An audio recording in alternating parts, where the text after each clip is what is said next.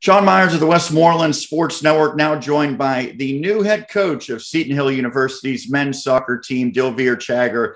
Dil, thanks for doing this. And I know that you have to be very excited to be taking over a program that you've been an assistant coach for and a player for. So when you were named the new head coach for Seton Hill men's soccer, what was that reaction for you? It was a dream come true. Football's always been a really, really big part of my life.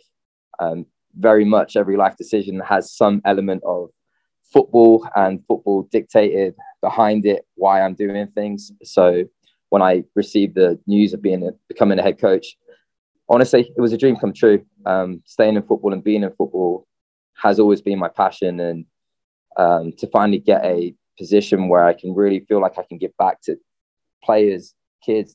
So I know it has to be a little bit bittersweet for you to some degree because you're taking over. It's very exciting for you, but at the same time, you lose your former coach, Dan McCormack, who steps down, and he had been there since the start of this program. So knowing that you're going to be there, but without him by your side, what was that like to hear that news? The realization that next season would be without Dan, it was a shock at first. Every kind of Seton Hill experience has been with Dan McCarty there at my side or ahead of me or as my coach. So it was definitely a very strange feeling knowing that Dan wouldn't be there. But as I continue this process of taking our vision, and that's where I think his legacy and our work will continue, is that we were building this vision together. And even though he stepped down and he won't be there by my side, I think the influences we had on each other will rub off next year. And the vision and the progression of the program, which he started and has done an incredible job with, I will continue to work in that vision of Setonian values, putting players first, and everything that he's laid the groundwork for will be very much part of my vision going forward. And you mentioned so many different roles that you've been in. You've been a player for him. You've been an assistant coach. So what did he instill in you? What are some of his qualities that you're going to try to carry on now that you become the head man? I think the biggest quality is who you are as a person. Beyond the footballer and beyond the player and beyond the student, I think what makes people successful is not what they do, but how they do it, who they're doing it for, the reasons that they're doing it. And it's the consistency of doing what you're doing every day with that same moral compass, that same kind of enthusiasm, passion that he brought to the table day in, day out. So what he's really shaped for me, more so than anything else, is the man I've become. The influences, the experiences, his advice, just how he handles things and how we've dealt with things together.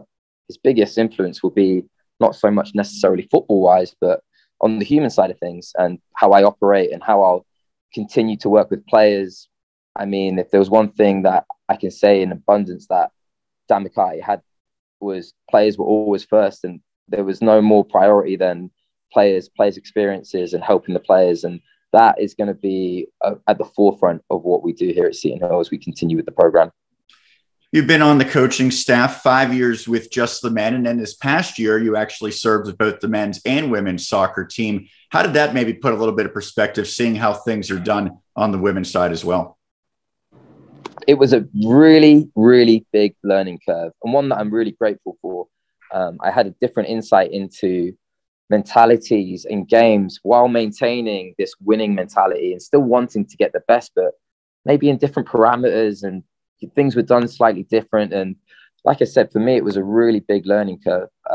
Communication, the way I delivered messages, obviously working with the men's and the women's, there's subtle changes that you have to do to be successful. So it was a really good learning curve for me, and something that I didn't anticipate doing or didn't really see myself going into the women's side. But when it happened, it was, look, I got the job and I took it as, this is an opportunity to learn. This is an opportunity to see what another program does, and maybe the coaching staff does things slightly differently, but also how players react. And the insight just onto the women's side was very insightful. I'm always trying to learn, and I'm always trying to progress my things, my thoughts, how I act, my training sessions. So I try and take the good with everything, and having the experience with the girls, like I said, it was really insightful and some of those things have translated over to the guys. And as I tried to translate some of the things that I do with the guys over to the girls, it was a really, really interesting experience. It's been less than a decade since you were out there as a player for Seton Hill, 2014 graduate of the university. So how much do you think that helps you relating to the players that you're bringing in, knowing what they're going through? I think it helps with a massive empathetic side of the game. It's nice to kind of have within touching distance of the feelings of those game days and, you know, those games that are bigger than the smaller games. In essence, let's say a playoff final, you know, people change in different circumstances. So to have a correlation to how players feel, it's good for me because it really enhances the empathetic side of how I try to help players mentally. And I think one of the biggest traits of being a player recently is, like, I know what, in some degree, I know what you've been through, I know what you're going through. And there's certain things that when I was a player, I heard or I didn't hear, even younger than being in America.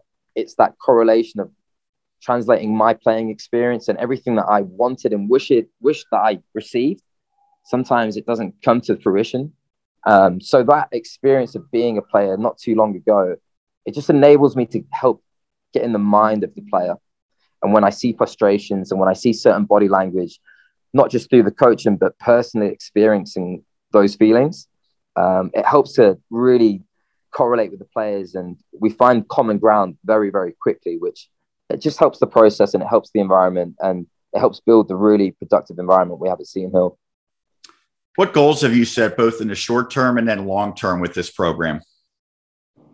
I think it's an interesting question because given the relationship and my history here with Seton Hill, the goals of the short term are a continuation of the goals of the program.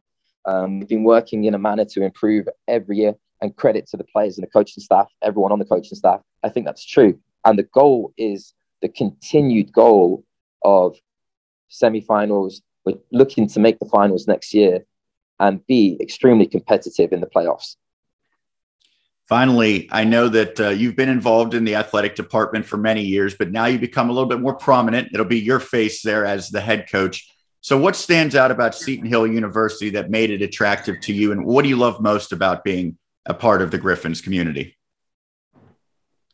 It's a magical place. I came out here a little unprecedented of where I was going and what I was doing. But over the 12 years, I've found a home, my wife, I have a house, and a lot of it is centered around Seton Hill.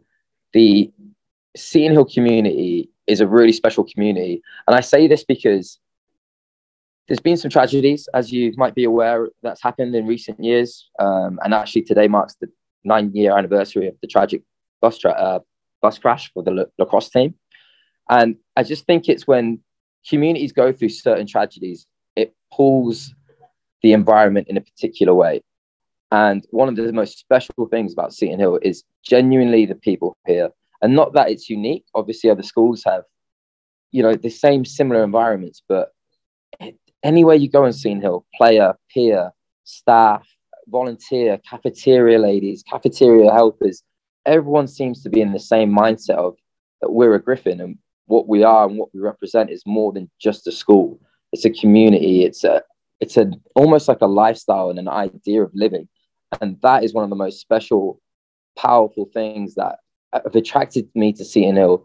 It's kept me here and it's made it home and it's made it really difficult to get away. And I think it's just credit to anyone that is associated with Seton Hill, what a special place it is because of the community. Dill, thank you so much for doing this. Congratulations once again and good luck heading into your first season at the helm. Thank you, Sean. I'll speak to you soon.